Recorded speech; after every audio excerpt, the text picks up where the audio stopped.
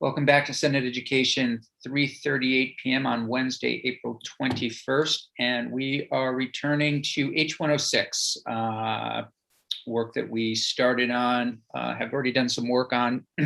This is an act relating to equitable access to high quality education through community schools. And one way of thinking about this bill is well, we know it's a pilot.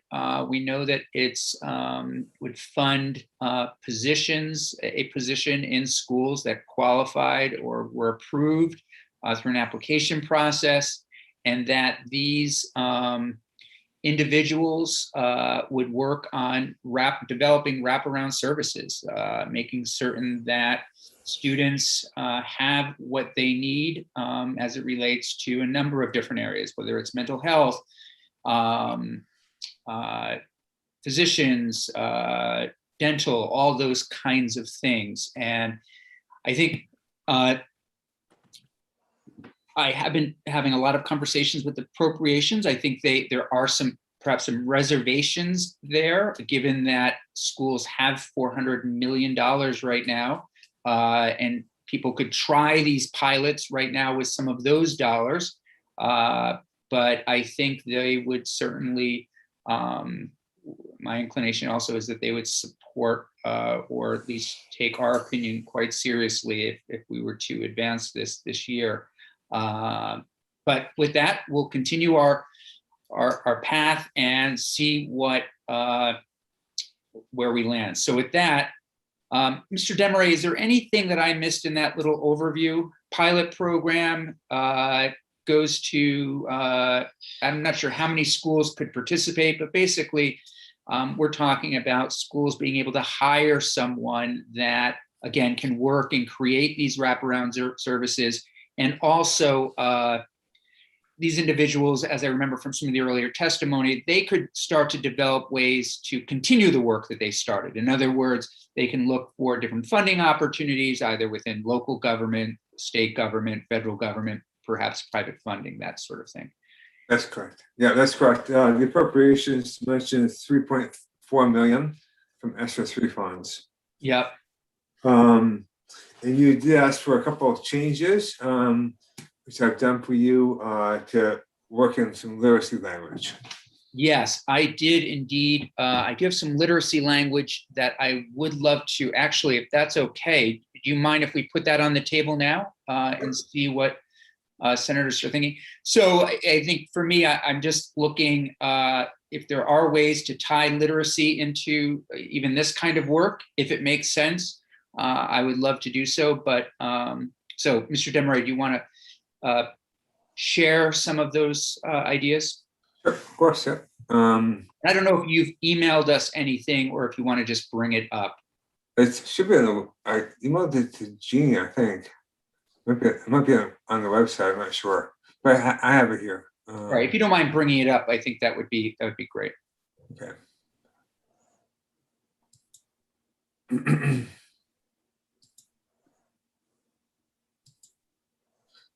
Okay, for the record, Jim Desmarais, Ledge Counsel, walking through draft 1.1 of your draft amendment to H106. It's a strike all, and the changes are in yellow, and there are only 3 areas of change here, all around literacy. So the first change is in the findings. So we're adding a new finding that says, recognizing that literacy proficiency is a foundational learning skill, community schools can advance the state goal of improving literacy for all students in the state.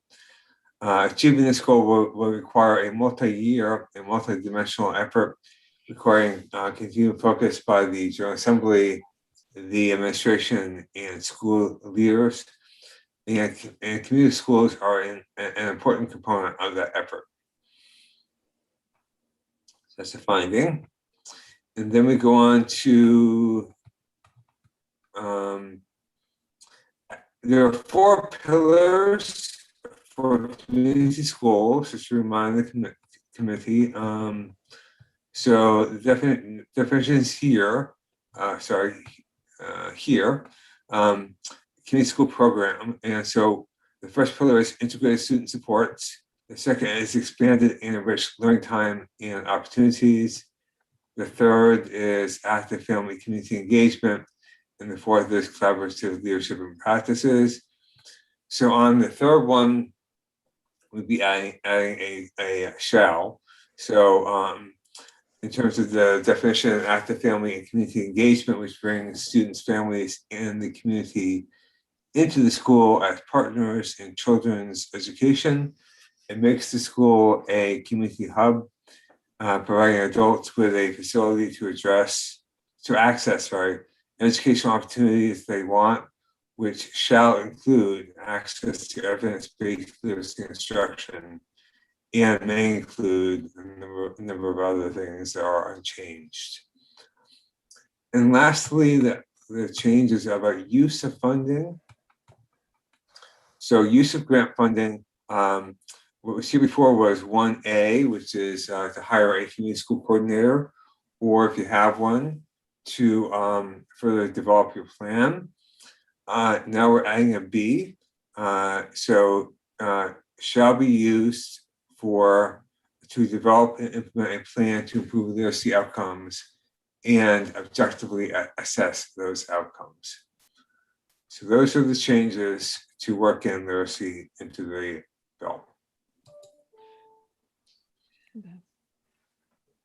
So those are just some thoughts. We can hear from our witnesses, but it's just another avenue perhaps. Some of that work will likely be getting done through our other work, but seem like there might be some areas for improving our work. Any questions or at this point? Comments? Okay. Ms. Mayer, am I pronouncing that correctly? You are. Terrific. Welcome to Senate Education. We know that you testified on House Education on this bill. Glad to have you here and look forward to hearing from you. So the floor is yours. All right. Well, thank you, Chair Campion, and thank you to the other members of the committee. I did enjoy the conversation with the House Education Committee, and I'm happy to be back to talk with the members of the Senate Education Committee. My name is Anna Mayer, and I'm a research and policy advisor at the Learning Policy Institute, which is a nonprofit and nonpartisan education research and policy organization. And I'm based out in the Bay Area, so I'm enjoying seeing pictures of beautiful Vermont in your virtual backgrounds. I am here today because I have researched community schools extensively, which includes lead authorship of a 2017 review of the community schools evidence base. And I have entered that into the written record in the form of a research brief. So I did share some written testimony with this committee as well. And I am delighted to see that findings from this evidence base are strongly reflected in H106, and I'll talk more about that briefly today. So I will share some information again about that evidence base. I'll give an overview of the national landscape of state-funded community school initiatives with an emphasis of what this strategy can look like in smaller and more rural settings. And I'll provide some examples of how community schools have responded effectively to the COVID-19 pandemic. And I'll try to keep my remarks brief. I'm happy to answer any questions as best I can. And I did also want to just acknowledge that there are already great examples of community schools that are present in Vermont. And I'm happy to see Andrew Labarge on here today. I really enjoyed hearing about the Molly Stark School and the Winooski School-Based Health Centers when I was testifying with the House Education Committee. And so my understanding is that Vermont is well positioned to support this work because there's a strong tradition of schools functioning as centers of the community. So in terms of the community schools evidence base, as was just noted, the 4 pillars of community schooling are mentioned and defined in H106, and those are integrated student supports, expanded and enriched learning time, active family and community engagement, and collaborative leadership and practice. And I'll just share briefly a bit more information about each of these pillars and the associated evidence base, which does show that community schools can make a positive difference for students' educational outcomes. So first, the research team with the Learning Policy Institute and the National Education Policy Center, identified the 4 pillars by reviewing a core set of studies that were examining places that were calling themselves community schools. And we were analyzing the common features of these schools across a set of studies.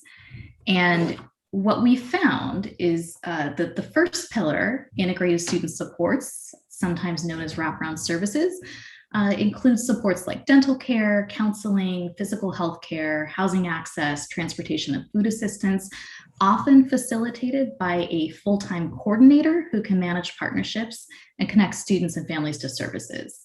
And I do think that's a really important point. That's obviously a focus of the bill. And just a note that there is a lot of federal funding incoming to schools. There is a flood of resources. The coordination is a really, really important part of that because, as we all know, educators work very hard and have a lot of responsibilities. So having someone at a school who can really dedicate their time and focus on bringing the school community together and making sure that resources are accessible to students and families and well coordinated can make a really big difference to implementation. The second pillar is expanded and enriched learning time and opportunities, which includes things like academic support, enrichment, and real-world learning opportunities, things like work-based learning, internships, and project-based learning. And these can take place after school, over the weekend, and during the summer. So with the discussion I just heard around incorporating literacy, that's actually where I would see literacy most strongly reflected, is in the expanded and enriched learning time and opportunities pillar, because that really is about expanding and enriching the curriculum as well as extending the school day and the school year. Ms. Mayor, if I could just interrupt. One reason I was afraid to put it there, but I'm happy for you to correct me on this, is I was afraid that, I really want to make sure it's all happening also in schools during the day. And I didn't want people to think, oh, they'll get it later. You know what I'm saying? Later in the day. And yeah. Does that make sense? It does. And I'm glad you're bringing that up, because I do think that when we talk about the expanded learning time pillar, that we often think of after school programming and perhaps summer programming. Yes. The reason why our team has defined this as expanded and enriched learning time is that we're also talking about the curriculum during the day as well. Okay. And so a really well-functioning community school is going to have a community-based approach to learning, which is unified during the school day as well as during extended learning time. And I'm happy to answer any other questions about that now, or I can keep going with my remarks. And questions right now. So why don't you continue? Okay. So those are the first 2 pillars: integrated student supports, expanded and enriched learning time, and opportunities. So really what opportunities students and families have during the school day and during extended learning hours. The third is active family and community engagement, which is certainly about engaging parents and family members. Really inviting them not just to volunteer or partake in services at the school, which is important, but also to serve as true partners in supporting and educating students.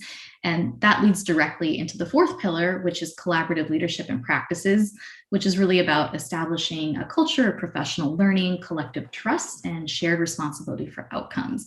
And strategies that can support this pillar include having a site-based leadership team, employing a community school coordinator, which is certainly reflected in the bill, and supporting teacher learning communities. So it's really a piece of this is about what governance structures and positions you could put in place to facilitate collaborative leadership and decision-making. So those are the 4 pillars. And again, those came from the research review that we did. And after identifying those 4 pillars, our research team reviewed over 140 studies of both community school initiatives and looking at studies affiliated with each of those pillars. And we found that there's no one-size-fits-all approach to implementing the pillars. So each school and community is unique in terms of its assets and needs, and therefore each community school will look a bit different. So the programs and services may vary somewhat across schools and across communities. And with those pillars in place, that you still can have a consistent community school strategy. But the details of the particular programs and services may not be identical across sites. And overall, we found benefits associated with a wide range of community school models. This research, again, is cited in my written testimony. We saw improvements in everything from test scores and grades, especially in mathematics, and high school graduation rates to students' attitudes towards school. And we also found some evidence that community schools can help to close achievement gaps for low-income students, English learners, and students in special education. And I cited those studies specifically in my written testimony. Of course, program effectiveness is related to the intensity and quality of services that students and families receive, as well as the length of time the strategy has been in place. So in this sense, implementation matters greatly for achieving positive results. And I'm just going to share a few thoughts on what those elements of high quality implementation can look like. One key element is having a community school coordinator or manager, as I said previously, who can increase the capacity of school staff to work in partnership with students, families, and local community members. But it's really important to understand this coordinator does not work in isolation. So another key element of effective implementation is establishing a site-based leadership team that has a broad range of stakeholders from the school and community, which may include students, depending on age appropriateness, families, community leaders, teachers, administrative staff, and members of partner organizations. And it's really together that the coordinator and that collaborative leadership team can work on a third element of effective implementation, which is conducting an assets and needs assessment. And the purpose of that is to identify resources that are already present in the school and the surrounding community, and as well as the needs the school community has that can be addressed through existing and new community partnerships. And I'll just say that having worked with community school initiatives in different parts of the country, it can be amazing to see that, sometimes even knowing what services are already in place or which students are receiving those services is not always a given. So there is an element of making sure that the existing resources are being used effectively and efficiently. And then also having a community conversation about, what are the needs within our community, and, what are the resources or partnerships we may want to establish to address those needs. So just a thought around, the plan to assess literacy outcomes. One way to think about that might be that actually a broader needs and assets assessment could include an element of looking at literacy within a community, how students are doing, what supports are in place, and what additional supports might be needed. But I think this is about making sure both that the community has a voice in decision making, and also that that the existing resources are being used well, and that new resources are really hitting the mark in terms of what the needs are. And then I'll just say briefly in terms of the national landscape, that many states, both large and small, are investing in community schools.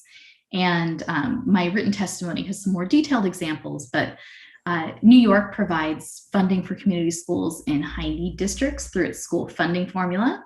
And in addition, the state funds 3 regional technical assistance centers for community schools that work with both small and large schools and districts. And those TA centers are working with in more rural areas of the state. So they've worked on community schools in Rome, New York, that has a population of 34,000, and Messina, which has a population of 13,000. So it's not just New York City that has community schools. Another example comes from New Mexico, which has funded $50,000 one-year planning grants and $150,000 annual implementation grants that are on a 3-year cycle, similar to H106. Total funding was $3.3 million in 2020, so very similar to what this committee is considering. The grants go to schools and districts of different sizes, including Cuba Independent School District, which has 550 students in K-12 and is in rural northern New Mexico. And Cuba is using this funding to offer expanded learning programs focused on Navajo culture in partnership with local tribal leaders, as well as integrated student supports.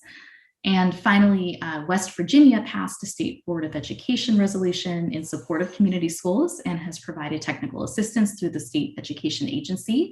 This includes the Reconnecting McDowell initiative in McDowell County, which is an innovative public-private partnership in an area hit hard by the declining coal industry and the opioid pandemic. It brings together government agencies, local business, teacher union, and nonprofit organizations to offer enrichment programs, integrated student supports, and economic development activities in the local community. So we're really seeing this work is happening in different parts of the country in different contexts. And the last thing I wanted to hit on is just COVID-19 response. Evidence is also emerging that community schools are well positioned to respond to the pandemic. These schools have strong relationships with students and families. They have a coordinated infrastructure in place, and they have partnerships with community-based organizations and government agencies that allow them to quickly and effectively respond to student and family needs. So one example is that there was a community school coordinator at Doña Ana Elementary School in New Mexico who staffed a help desk to field calls from parents and was able to connect families to mental health and social support services over the past year. Oakland Unified is a full service community school district out in California. They kept 3 school-based health centers open during the recent shelter in place that we had, which so that they were able to provide urgent in-person care and also virtual care. And, kind of touching on what this can look like during the school day, teachers at the UCLA community schools in Los Angeles adapted their curriculum to guide students through relevant project-based learning. So for example, they had students who were looking at who did a 10-week inquiry unit on the way that COVID-19 was impacting communities of color disparately. And so the teachers are really part of that community school, and they're thinking of their curriculum in the context of their community as well. So taken together, I think these examples can show how community schools are well positioned to adapt their approach and effectively support students and families in times of crisis. So I thank you for your time, and I'm happy to answer any questions. Thank you. Committee, questions, Senator Lyons. So all these programs look absolutely amazing, to say the least. And are these all pilot programs, or are any of them now in place in perpetuity, so to speak? Have they become part of the school culture, and will the school continue with the programs that are currently in place? Yeah, I mean, I think, well, so first of all, the New York example that I cited, that is part of the state funding formula, and Maryland has also put community schools into the state funding formula. So that is ongoing funding. I think what we're seeing with some of the grant programs, like the New Mexico grant program, is newer, so I can't make a claim as to what we're going to see. But what we often see with grant funding is that over time, part of what a coordinator does is that they establish new partnerships, and that allows for the blending and braiding of different funding sources. School-based health centers are often able to bill Medi-Cal is in California, Medicaid. So they're able to bill, federal health dollars. After school funding sources from federal and state can be very helpful in supporting this work. There also is research on Albuquerque community schools that shows the return on investment for having a coordinator at a school is $7 in benefits for every dollar invested. So there is some evidence that you start to see a cost benefit savings from this approach, which then often does incentivize schools and districts to continue funding those positions. And I think the coordinator is key to this work. But of course, as I've said, they don't work in isolation, but to have stable funding for that position is important. And people find a way to make it work through different funding sources. And the other thing I would just say is that there's a number of districts throughout the country, including New York City, Baltimore, Chicago, Los Angeles, Oakland. These are obviously all larger urban districts, but they have had longstanding initiatives in place. Thank you. You're welcome. I very much like the idea of, whatever schools if we were to move in this direction, and I think appropriations would probably, as we're sort of figuring things out and making an argument to them, if we could in some ways identify or make sure that the schools that need this the most get these dollars. And right now, I think the only criterion in there is free and reduced lunch at 40%. Is that accurate, Jim?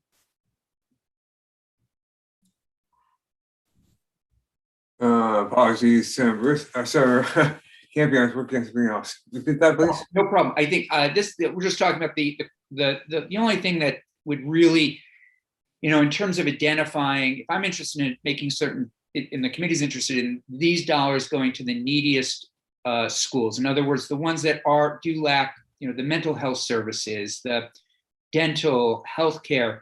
The only thing that this is really saying in terms of qualifications is, you have to at least have 40% of your students receiving free and reduced lunch to sort of get you into the application pool. Is that true? Correct. That's correct. Or if you need state support, if you're on there's two criteria. The other one is around under here.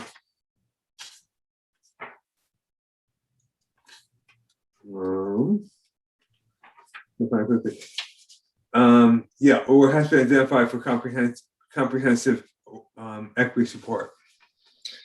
I'm looking to Senator Lyons a little bit now on this. Senator Lyons, one of the things I know health and welfare has worked on for a long time, and I know we've heard about it in this committee, and that's dealing with trauma, dealing with, helping kids who, again, in schools, and we've heard it, don't have those supports. And I'm wondering if you feel, from where you're sitting, and also I look to health and welfare, everybody on this, but Senator Lyons has been working on this for a long time. Do we have enough in this that really makes certain that the dollars are going to those schools that really are going to need it the most, if that makes sense?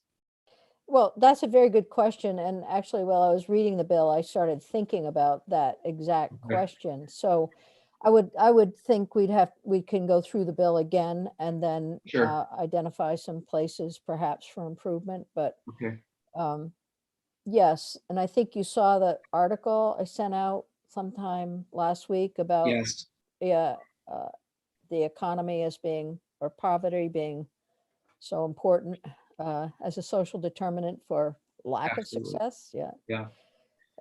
And I'm just looking to make sure, like our other work, that it's strategic, it's targeted, that it's going where it's most needed, so that in 3 years, if we had 30 schools that needed all of this wraparound services the most, that we would also be working to continue this work. In other words, as Ms. Mayer's saying, 3 years, and then how do we get them to continue? I think is really important. Other questions or comments at this point? Okay, Ms. Meyer, I don't know if you're able to stay with us or if you need to leave. I know it's only 1 o'clock there. Yes, I'm happy to hang on. If that works. I can also, if it would be helpful, I can share some information. California also funded a grant program using ESSER funding, a competitive community school grant program in fiscal year 2020-21. And we did structure things in a way, just speaking as a Californian, things were structured in a way that did look at COVID-related disparities as one of the competitive criteria. So I'm happy to follow up by email and share that for consideration if that's helpful. Yeah, if you wouldn't mind sharing that with our committee assistant, Ms. Lowell, and then she can share it with the committee, that would be great. So we have that. Well, thanks for sticking around with us. Mr. Labarge, how are you? I'm great. Thanks for inviting me. I appreciate it. Yeah, I know. I really enjoyed the commentary today, and especially in between meetings. It was really quite enjoyable. Yeah. Well, it's great to have you with us. Really appreciate it. You work at a school that really was a pioneer in this area. For senators that aren't aware, Molly Stark School started looking at wraparound services with a grant that I believe he was then Congressman Bernie Sanders and Sue McGuire, who was a well-known principal and educational leader in this area and in the state. And that was some time ago, and really created a wraparound service model that has worked. And I know it's not what it once was. And I'm just wondering if you wouldn't mind taking us through your experience. I don't know, how long have you been at Molly Stark now? This is my 7th year teaching at Molly Stark, although I had a couple of years where I taught. So counted 8 years. There was a big gap where I actually left the state, taught in my home state of New York, and then came back to teach in Bennington again. So 8 years, but my history of Molly Stark goes back to the 15 years ago, right at the end of the model, and I'll just tell you a little bit about it. That'd be great. So let me introduce myself. I'm Andrew Labarge. I'm third grade teacher at Molly Stark. This is my 17th year teaching. Like I said, I started teaching when my kids were young, and I went back to school, got a degree. Um, my degree is through Goddard University in Vermont, so my first license was Vermont, and that's where I started my teaching career. So I am planning on retiring at Molly Stark. It is a great place to be, and um, just a really great school. Let me give you a little details. We have about 350. We've had as much as 400 learners enrolled at a one time. We're K to 5. The district has a middle school that houses 6th, 7th, and 8th graders, but some of the elementary schools only feed their 7th and 8th graders. So we're one of them where they leave us when they're 6th graders. But for a long time, the school districts went through 6th grade. So that was kind of during that model. Molly had, again, Sue McGuire kind of initiated this, but there was also a really great assistant principal who's retired with 47 years in the district. Just a wonderful person and a really big miss. But her role in kind of creating this community school and what she did, you would drive by the school on the weekend, she'd be parked out front. She was working all weekend. And things like, it was just amazing. She knew every family. She knew what needs they had. She would be calling on the phone and supported if there was a reason. And it was just really kind of became, it's definitely more than a one person show, but it was something that she initiated. And as the assistant principal role as well, it kind of is really a difficult thing to handle. So that's why it is so important to have somebody to coordinate all these things. Now, in our building, we have an audiologist, one of a pretty good facility, because I know I've had a learner in the past who went all the way to Dartmouth for a hearing appointment, and they said, you should go see Dr. Lloyd Scott. She's in Bennington. It turns out she was just 3 doors down in the hallway from our classroom. So having those services in the building are huge.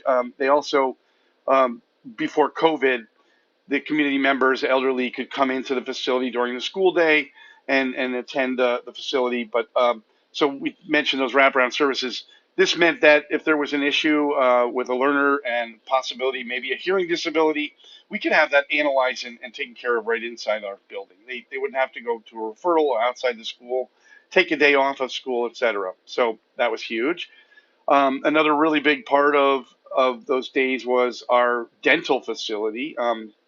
We had a great dentist in the area who would spend a one full day in the building, and kids would come to see him during the school day. He'd come to knock on my door. I need so and so, and out he would go and down the hallway to the dentist. So again, that's a huge benefit for parents to have those kind of services right in the school itself. And Mr. Labarge, I just want to interrupt for a second. So when Dr. Brady and others were doing these, were these services, had they been coordinated in a way so that they were free, or was it just that they were coordinated and then families would be billed? Yeah, so I'm looking back at some of the old the old website, which was kind of about the Molly Stark Family Center, and it was primarily based on Medicare. So if they were they didn't have a dentist or they were qualified for Medicare, they were eligible. But the services also kind of extended as his dental hygienist would actually offer classroom visits, teach about cleaning their teeth and all those things that you would get from a hygienist. And so not just the kids that were high needs, but everybody was able to experience it a little bit. So, but you're right, that is something that I'm not sure if they could do it for every learner in the school my size, to incorporate visits, cleanings and things like that for every kid. But it was something that's definitely, again, about need, right? It's really about need. So families that can't do it on their own could get that in the school. thinking on the pillars that's really important is the extended school day, and we have had an early ed program housed in our building that 3 and 4 year olds can attend, and that also incorporates a morning drop off and an afternoon, after school care, so that parents could drop the children off at 7. Then they go from the early ed center to their classroom when the school day starts, and then they can go back to the after school area after school. We also offered after school for all learners, even the ones that weren't in the after school or after hours program, I guess is how it would. And that usually went from 3 to 4, 3:30, about when they start till 4:30. So they actually would get about an hour and a half. They would eat a snack and lunch from 3 to 3:30, organize, and then we had teachers and community members. We had some college kids come in and offer after school programs, and everything from movie making to I offered a chess club, and really great things that the kids just they really would just rather be at school. And in a lot of the cases, leaving the school causes them quite a lot of anxiety, and who's going to be home and if there's going to be food, and those. So the longer we can keep them in the school, I think that's really helpful and beneficial. I actually taught in a charter school for a few years, so our school day started at 7:15 and went till 4:15. That was our regular school day, and that was actually because the public schools would bus in and out different times, so they had to bus them in before and then bring them home after. So it gave the parents about 2.5 hours extra where the kids were in school. But so the extended learning time is really important, and that certainly would help literacy. Having the access to books and library and programs, both after school and before school, really help. But during the day, obviously, we high quality instruction. We've done so many things where we've been kind of identified for a long time as a school that isn't meeting all the academic standards, but it has a lot to do with having the services for all the other things. So we also have 2 school guidance counselors in the building that are employed by the school district, and then we have a counselor that comes in from UCS that, again, for our kids that are identified or have serious traumas, things like that. They can take those learners during the school day and talk to them and help with things that are going on in their lives. So that's really important. Let me see if I covered. And another great thing that was really cool, and it hasn't happened since COVID. I really miss it. Actually happened right outside my classroom, so it was a little distracting. But every Wednesday, twice a month, at 7 a.m., the food truck would pull up to the parking lot, and the families from the area, which I kind of forgot to, there's 3 or 4 housing developments within a mile of the school. So a great deal of families would come wait in line and can get food, produce, eggs, butter, things like that. So really great. And it was called the Veggie Van Gogh.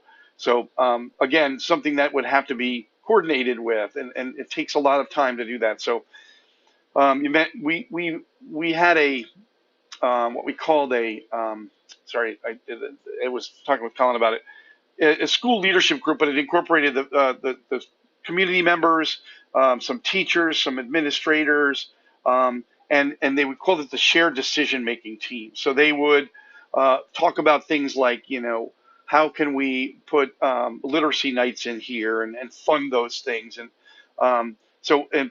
members of the parent teacher group were in there. That was a really good couple of years. In the last few years, that's changed. We've had a little different leadership change as well. So things kind of, as you go from one principal to another, again, I think things have changed. The needs are still there. Obviously, it's worse than it's been, in years. I hear stories every day, and I just, so it's hard sometimes to hear what's going on in their lives and try to hold back tears. But these guys, they need to have services available to them, and it's just that so many families just don't have these things. So the more we can offer in the school, the better. I hope I'm touching on the things I Yeah, no, this is honestly actually, wasn't as prepared for this as I was for the house, and no, I appreciate you guys. yes, no, you're doing a great job, and this is very helpful. It's giving, I think, everybody a sense of, some of the real opportunities here, even more than I think, at least speaking for myself, than I was thinking about, in terms of engaging not only mental health professionals, et cetera, but people that might come in and give a talk, or a college student comes in and does, a conversation, or work on literacy night. All those kinds of coordinating, all those possibilities, I think, are huge. Food, without a doubt, the Veggie Van Go van.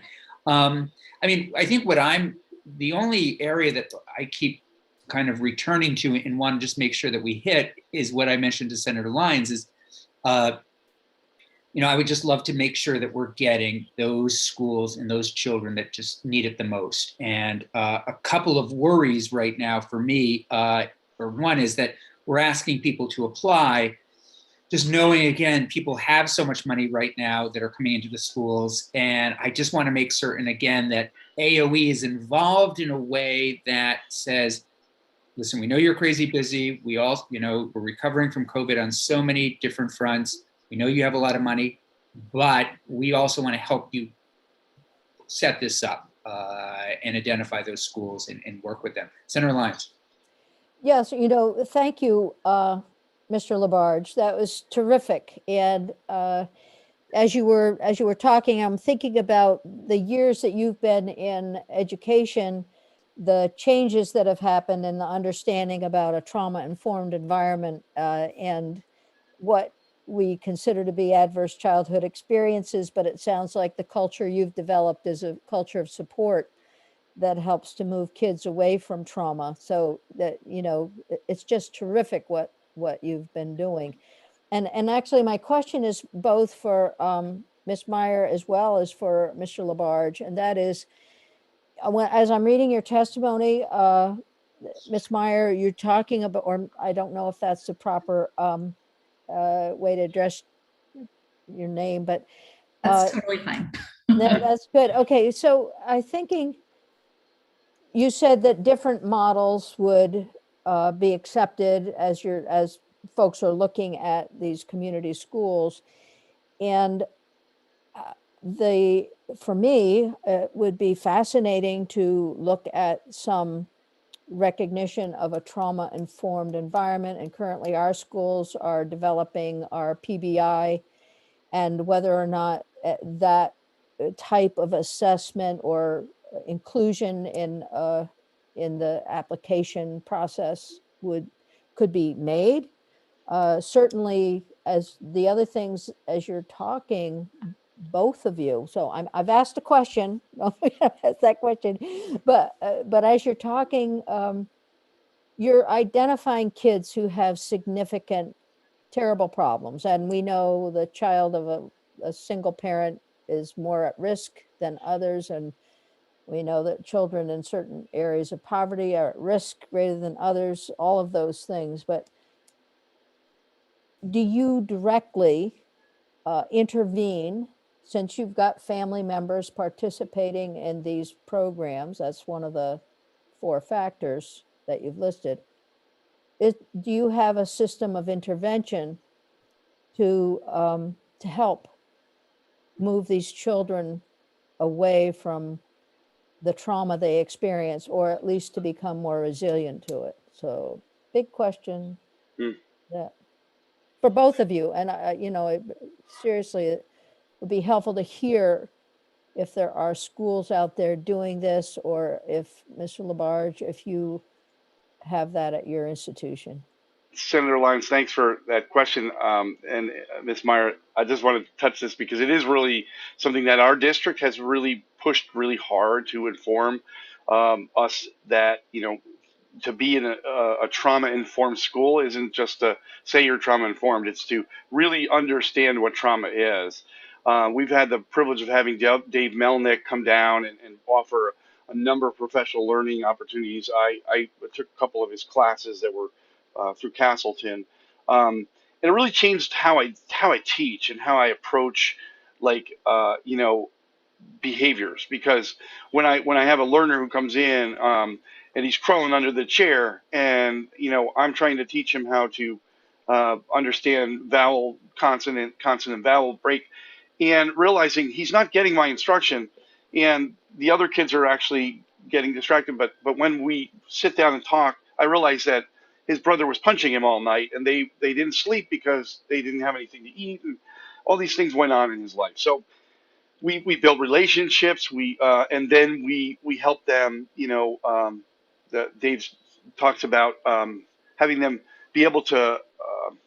You have to get them off the ledge before you can actually help them to recover. So there's no way that consequences will work in a case where a learner's in a case of where he's not in the state of mind that will be able to function. So we help them with that. We've got great teacher support. So if I have a learner, he needs to go and have a walk and talk with somebody, that there's someone available. Having those counselors in the building. And even myself, I had a learner just the other day. I could see that the paraeducator was struggling with him. He was in the hallway. She was asked to kind of take him out for a walk a little while and see what's going on. And he was climbing on the paper pallet. And so I had known him from summer school. We had a little conversation. We started talking. He says, well, his stepfather's sick, or his father is sick. He hadn't seen him in 10 years, or since, forever, right? And now his stepfather. So he had this conversation as we walked back to his classroom. And then, when he went in the classroom, he was smiling again. So they need to have the support in their lives. And so teachers have to be trained to do that. And it's really, really hard work. Thank you for that, because what's refreshing to hear is how it sounds very natural to you and for the teachers in your school to be doing that, where we hear from many schools that that's not my job. We need to hire counselors to do that work. So this is refreshing, and I'm wondering if this is consistent with other community schools. And then maybe you could comment, Ms. Meyer, about that, about Yeah, happy to. all of this, please. Yes, I do see it as really consistent. And something we've seen with a lot of community school initiatives is that they are also focused on implementing multi-tiered systems of supports or PBIS, and as well as at the school level, oftentimes coordination of services teams are part of the work that a community school coordinator may be leading. And so I think it is very much about increasing the capacity and really having someone at the school site who can really think systemically about what systems and processes can you put into place to really support amazing teachers like Mr. Labarge, who are, going out of their way to really take a trauma-informed approach. The other thing I would add too is that one of the potentials with a state grant program is the potential to create a learning community among the different grantees, and also to provide some technical assistance and support around best practices. So I think you can go farther with high quality implementation with a network than if each person is trying to reinvent the wheel on their own. And so that, I think I heard you say, Mr. Labarge, that there was some training around how to take a trauma-informed approach to instruction. And so there's a potential to provide that training to grantees, and also for the coordinators to train the trainer models too. That's what we see a lot with a lot of technical assistance, is working with a network of coordinators who can then bring that learning back to their school community. I think Senator Lyons, and you touched on something that I would love to kind of pursue. I'm not sure who. Yeah, that would be great. And I'm wondering, Senator Lyons, if you might even think about who we might bring in to continue this conversation about trauma, because I think tying that into this would be great as we continue to sort of work with AOE to see if they can target schools. And then again, how can we get at the trauma issue? Yeah, I'm happy to work with you to do that. That'd be great. I've been I just wrote down a couple of organizations that the state has worked with in the past for special ed or other areas, and think that they may be able to provide insight into the bill that we're working on. And Is there- Mr. Labarge also had a suggestion too, so. Did you have a suggestion, Mr. Labarge? You're muted, Andrew. I'm not sure what my suggestion was. I think you talked about someone by the name of Milken who came down to work. Oh with yes, from the up in Burlington, the institute, and Are you but it's talking been a about, district are you talking about NFI or? NFI, yeah, That's exactly who I was writing down when you Yeah, were Dave Melnick. talking. Yeah, that's And good. in NFI, just so I know, so we can have Jeannie reach out to them. That's stands for. Okay, Uh, don't ask me that. Northeast Family Institute, I think. That sounds And- good. And it's Yeah. Dave. Dave Melnick. I know that name, Ginny. Sure. You must have Yep. met- And there's another person who works there who I've gone to visit with many times and talk with about this. So we'll get Okay. somebody. Yeah. Somebody in. Well, this feels like we're getting. It sounds like people are excited, and that we can maybe continue to work on this. Tomorrow, where we would again hear from perhaps Mr. Melnick and a couple of other people. Work a little bit with AOE to sort of help them make sure that they're identifying the schools that are going to need it the most. I would love to add some literacy language, and also just again beef up the criteria around who would be best to qualify for this. And I hate to see the school actually end up applying, just because a lot of the schools that we're looking to do this work, they just don't have the time and energy to do this work, to apply, to put together applications. And we've heard this, we even heard this with literacy, people, they're doing the work that Mr. Labarge is doing and others are doing. And, to ask them to put together applications for things, I think there has to be I think a happy medium in there so that people can get what they need without taking away from, other duties and responsibilities, if that makes sense. And I don't want to throw a wrench in things, but I do want to reiterate that the New Mexico grant program that I mentioned does have planning grants as well as implementation grants. So that is one approach that other states have taken to kind of recognize that people, schools may be at different places in their journey and they need different things. I think one advantage of a planning grant is that it can be a lighter lift in terms of an application process. And then, it's a smaller amount of funding, but it's a year to really do some of the planning together with support. Is that, does the name Mr. Goldberg, does that ring a bell connected to the Mexico planning grants? No, okay. Greenberg? Is it Greenberg? I do know Mr. Dave Greenberg in New Mexico. Okay. Yes. Okay. It may be he that I think someone from the NEA recommended that we perhaps reach out to. Yeah, he's been a local community schools leader in New Mexico and is now supporting the implementation of the state grant program. And I think he would have a great perspective to share with this community. Chuck Myers is my connection at NFI. Okay. Yeah, and Great. I'm just going to touch one more about that. What Dave did actually was the district initiative was to train a group of teachers and administrators, and then we were to be the trainers. Of course, we didn't know that going in, but that was kind of the initiative. Was we want to use you guys, and then we brought it to our schools, Right. And it was quite challenging. Like she was talking about having time to do things like.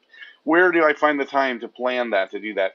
With our schedule a little bit different now this year with, I have all my kids back now, which is really exciting.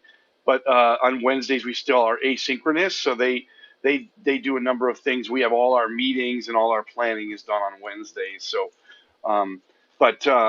without those days, I don't know how we would find the time to do the things that we're talking. So it really does require a lot of extra time to plan and coordinate these things. So. Thanks. I think very helpful. I think we're going to leave it there. Unless Senator Hooker, do you have a final point question? Thank you. I was just curious to know if you still have a coordinator and a site team that works at your school, or has that kind of morphed into something else, Andrew? like I said, after the retirement, that really wasn't a position. It was just something she kind of did.